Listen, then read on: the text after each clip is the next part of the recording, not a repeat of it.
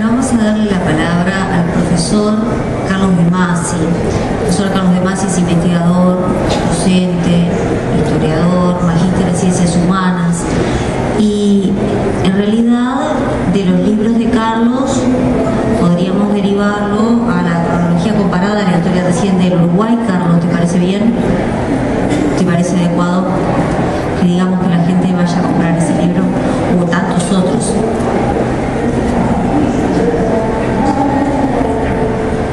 Bueno, buenas noches. Bueno, primero que nada quiero hacer la invitación de la Cámara del Libro de poder estar aquí compartiendo con ustedes este momento y haberme permitido ver por vez primera, yo no estoy en la misma situación que Ana, que ya conocía antes, ver el tráiler de esta película que para mí es absolutamente novedosa, no lo había visto. Quisiera hablar algo sobre eso más adelante.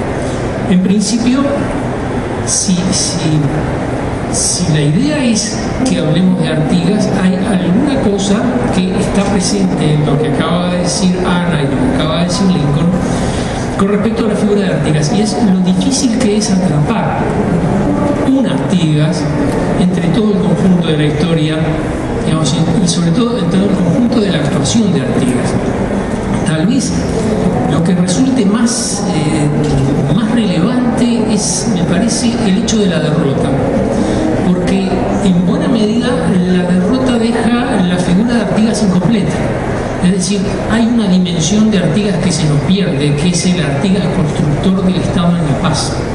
Artigas prácticamente nunca tuvo tiempo como para dedicarse a una tarea específicamente de estadista, siempre tuvo, digamos, una tarea como de guerrero o de, digamos, promotor de ideas que después fueron otros los que las llevaron adelante y que las dejaron por el camino.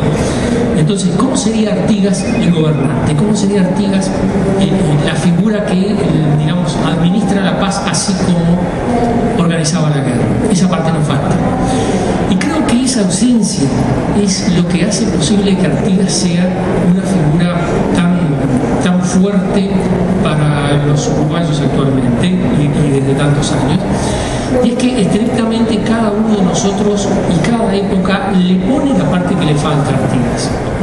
Hay espacios a completar, hay espacios en blanco, y esos espacios en blanco se van llenando a lo largo del tiempo. Y no se llenan de manera definitiva, es decir, algunos se llenan y otros se vacían, y aparece un Artigas en sustitución de otro Artigas que existía antes, digamos, y que también era un Artigas absolutamente compartible y absolutamente fundamentado en los documentos. Tal vez en el momento en el que uno ve, digamos, esa crisis de la incompletud de Artigas, y cuando se lo intenta llevar al cine y cuando se prueba hacer una película con Artigas. Yo tengo vistas dos y un poquito películas dedicadas a Artigas. Una que se hizo en 1950, que la promovió el Estado, el gobierno, conmemorando los 100 años de la muerte de Artigas, y otras que hizo el gobierno militar en 1975-76, un poco preparando la inauguración del mausoleo de Artigas. Esas dos películas son muy distintas. Son muy distintas, pero digamos, no solo porque se trata de mensajes diferentes, sino porque además, digamos, siempre va a quedar una dimensión no cumplida cuando uno trata de llevar adelante, de poner en el cine la figura de Artigas. La película de 1950 era muy interesante porque Artigas no aparecía. La película comenzaba con la conquista, arrancaba desde los indígenas, seguía por la conquista y luego seguía por todo el dominio español y terminaba como una especie de alegoría visual de la revolución.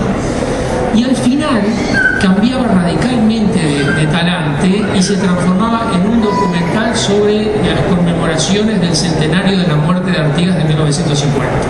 Entonces uno pasaba prácticamente sin transición de un cine metafórico al estilo Eisenstein a un cine absolutamente textual, reproduciendo la imagen del señor presidente de la República haciendo un discurso frente a los restos de Artigas, etc. Es decir, allí había una incoherencia, donde además tal vez se resaltaba la incoherencia mayor. Artigas no estaba, Artigas no aparecía. Por otra parte, la película que hicieron en 1976, el régimen militar, era un Artigas fundamentalmente militar, y la dimensión militar de Artigas aparecía fuertemente subrayada. Incluso el audio decía algo que en la época tenía una resonancia muy rara. Hablaba del éxodo y decía pueblo y ejército marcharon juntos, y uno escuchaba eso, y en la época militar era muy frecuente que los discursos militares invocaran a pueblo y gobierno. Entonces sustituir gobierno por ejército quedaba tan claro en aquella época, tan poco metafórico, tan evidente, que casi transformaba la película en un documental, en un extraño documental. Ahora esta película plantea de nuevo el problema, pero plantea el problema en una dimensión que me parece particularmente valiosa, que es el problema siguiente. Bueno, hay que representar a Artigas, alguien tiene que hacer de Artigas. ¿De qué Artigas? ¿Cuál era Artigas? ¿Cómo era Artigas? Las imágenes de Artigas son muy pocas, es una sola prácticamente, en una época en la cual la imagen física del individuo importaba poco, porque en definitiva no había nada que valiera la pena conservar del individuo después que se murió. Ya uno no lo iba a reconocer por la calle, no iba a hacer. La idea de hacer un retrato es una idea bastante rara. Artigas nunca encontró quién le hiciera un retrato en la época que era un guerrero importante. Sí encontró quien le hiciera un retrato ya anciano, y es el retrato de Artigas que ha quedado un poco con la tradición. Que es el retrato que Blanes rechaza, porque es el retrato de un anciano decrépito, no de un héroe nacional. E inventa ese Artigas tan extraño, Artigas en la puerta de la Ciudadela, cruzado de brazos, mirando con mirada extraña, en un lugar donde Artigas nunca pudo haber estado, la puerta de la Ciudadela. Una imagen que reconcilia simbólicamente dos aspectos que eran hasta ese momento absolutamente contradictorios, Artigas y Montevideo. Y que inventa un Artigas visual que no tiene ningún soporte posible en ningún documento. Claro, uno dice, bueno, Artigas cuando era joven puede haber sido así, después cuando era anciano es como aparece en el retrato que conocemos. Pero hay otro dato que es terriblemente inquietante, que es el siguiente.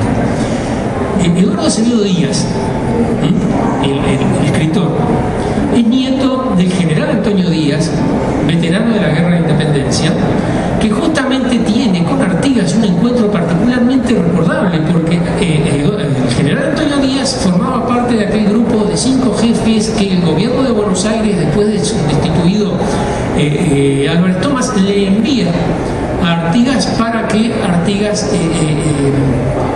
haga con ella lo que quiera. El gobierno de Álvarez Thomas se lo envía y un poco haga lo que se le ocurra. Y Artigas lo libera.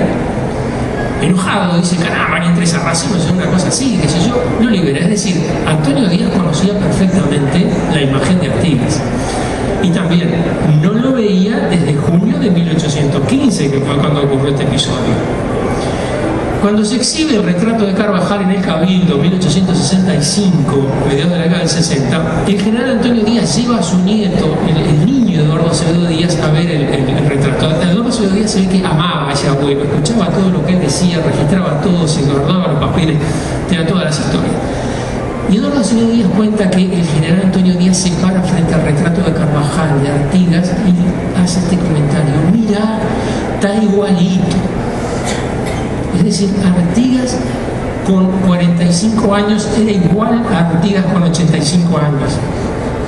Es de esas personas que tienen una decadencia física muy rápida y después se estabilizan y quedan como al margen del tiempo, como que ya el tiempo no los afecta más.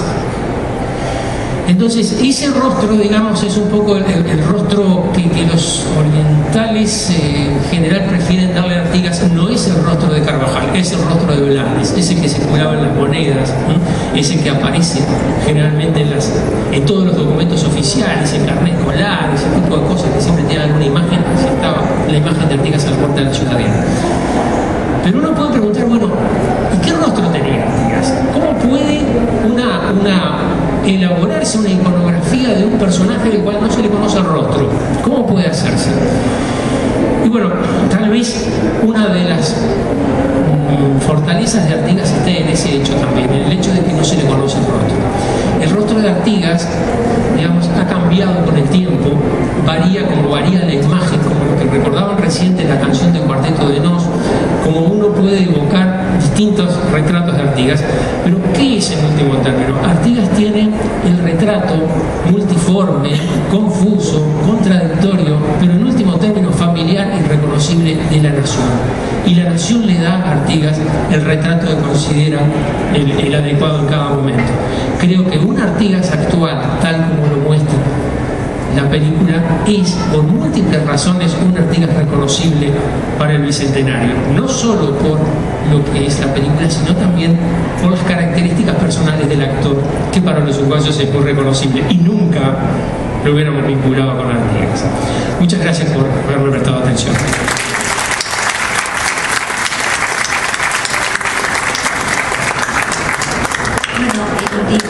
En último término, vamos a pedirle al profesor Gerardo Caetano, como todos los anteriores exponentes, profesor de historia, investigador, con una clarísima vocación de comunicador, ¿verdad? De periodista se lo podemos dar sin que ningún otro periodista se enoje por prestarte el carnet. Y en el caso de Gerardo les podemos recomendar que compren la historia contemporánea, por ejemplo, digo, para hablar de Artigas, ¿no? Gracias. Muy buenas noches. Agradezco mucho a la Cámara del Libro. Escuchando a mis compañeros de mesa, recordaba una anécdota.